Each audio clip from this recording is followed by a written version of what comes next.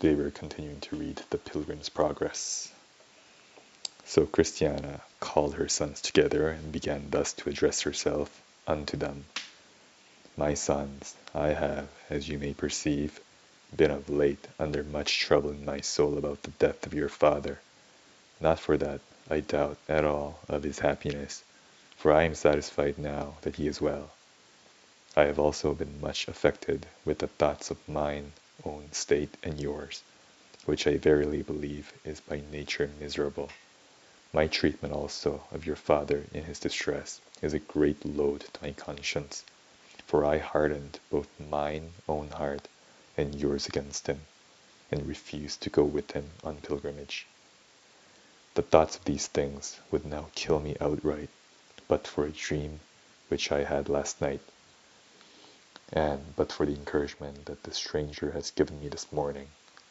Come, my children, let us pack up, and be gone to the gate that leads to the celestial country, that we may see your father and be with him and his companions in peace, according to the laws of that land.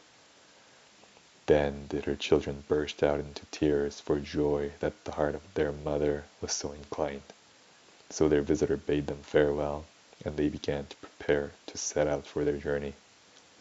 But while they were thus about to be gone, two of the women that were Christiana's neighbors came up to the house and knocked at the door, to whom she said as before, If you come in God's name, come in.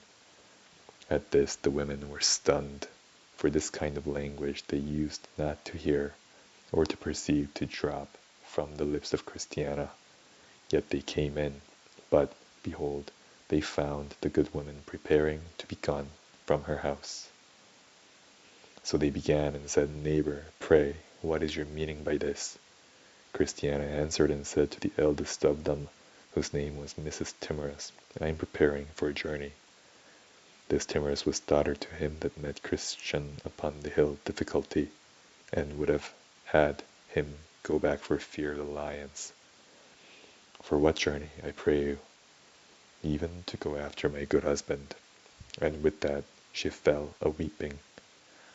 I hope not so, good neighbor. Pray, for your poor children's sake, do not so unwomanly cast away yourself. Nay, my children shall go with me. Not one of them is willing to stay behind. I wonder in my very heart what or who has brought you into this mind. O neighbor, knew you but as much as I do, I doubt not but that you would go with me.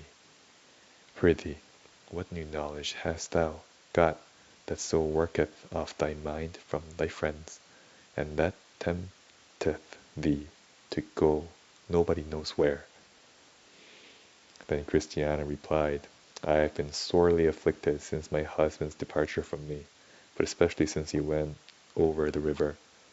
But that which troubleth me most is my unkind treatment of him when he was under his distress. Besides, I am now as he was then.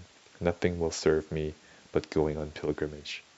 I was a-dreaming last night when I saw him. Oh, that my soul was with him. He dwelleth in the presence of the king of the country. He sits and eats with him at his table. He has become a companion of immortals, and has a house now given him to dwell in, to which the best places on earth, if compared, seem to me but as a dunghill. The prince of the place has also sent for me, with promises of entertainment if I shall come to him. His messenger was here even now, and has brought me a letter which invites me to come. And with that she plucked out the letter and read it, and said to them, What now will you say to this?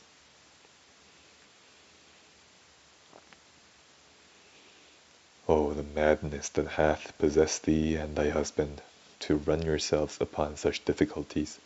You have heard, I am sure, what your husband did meet with, even in a manner, at the first step that he took on his way.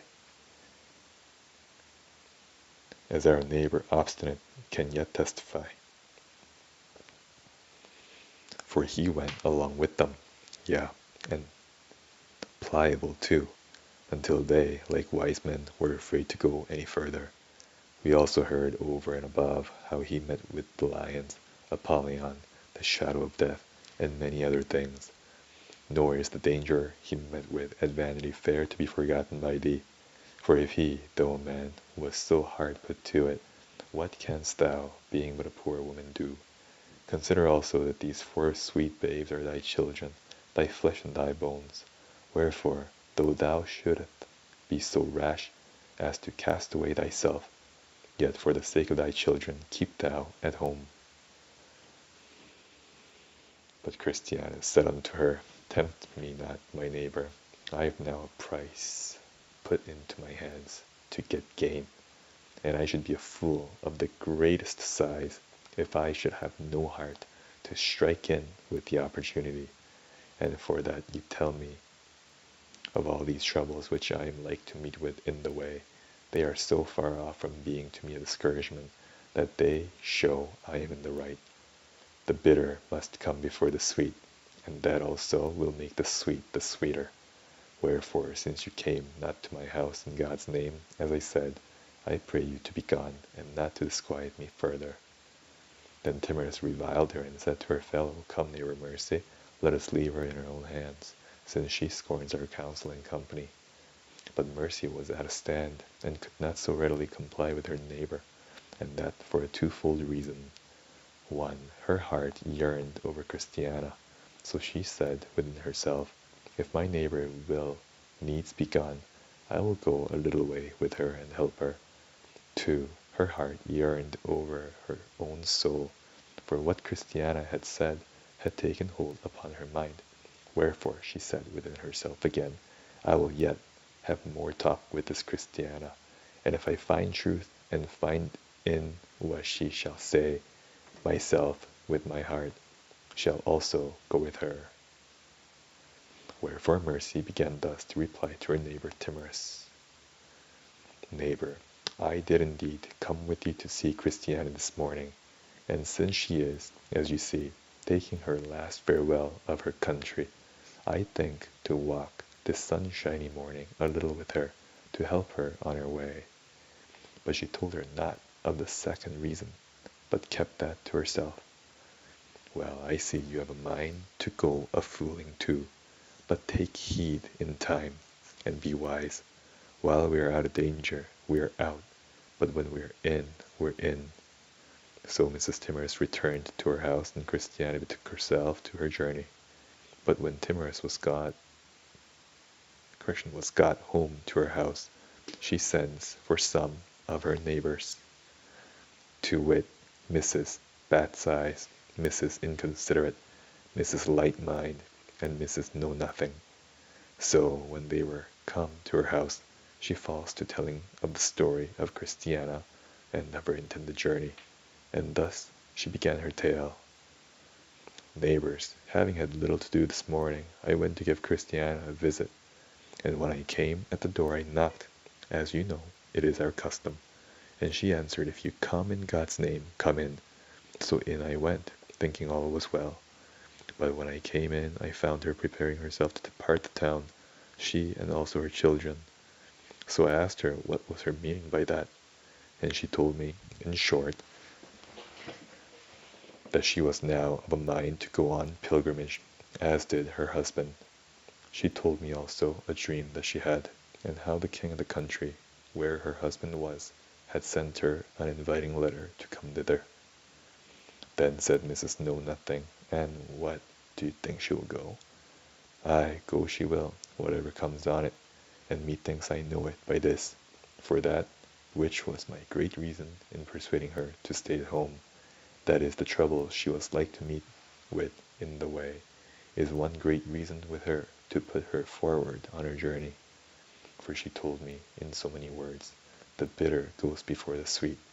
Yea, and for as much as it so doth, it makes the sweet the sweeter.